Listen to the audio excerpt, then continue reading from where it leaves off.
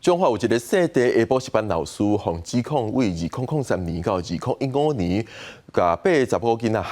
查某学生性侵，佮有性骚扰，甚至佮有被害者出面作证。经过9个月审理，中华地方法院昨一审宣判，依照对无满14岁女性强制性交等罪名，犯项有总共有19条，甲伊判刑23年4个月。去年7月，歪小姐出面来指控讲，较早读国字的时阵，互细地补教老师利用下课了后做家教的机会来侵犯，互伊甲担心心拢受创。后壁嘛有其他受害者徛出来。今年1月，检方甲细地教师起诉，而且建请法官加重基刑。法院伫经过9个月审理了后，一审拢总甲伊重判23年4个月，遮尔长。没有好好的善尽教导的责任跟照顾学生的义务，反而是利用这个机会来逞自己的私欲。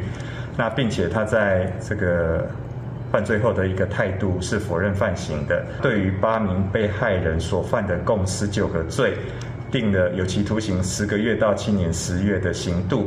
中华地方法院讲，细地教师伫2003年到2015年之间，被害人有8个人，遮尔济，犯的罪拢总有19条，而且犯后的态度真歹，嘛好认犯刑，才甲判重刑。歪小姐去年讲，捌做高中老师的细地教师，2017年就捌因为对女学生性骚扰，被判刑入去关。出来了后，搁私底下接案来教课，烦恼个人的受害，伊才会来出面。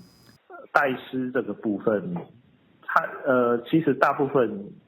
他们认为是说还是无法去做原谅，他可能2审就转换诉讼策略嘛，就是可能换用认罪啊，然后可能和解的方式，想要把刑期降低啊。被害人是透过律师讲，对这种结果是表示真安慰，但嘛烦恼细地教师会透过上诉达成降低刑期的目的，希望透过法律，予以合理的制裁，享受受害者一个公道。记者综合报道。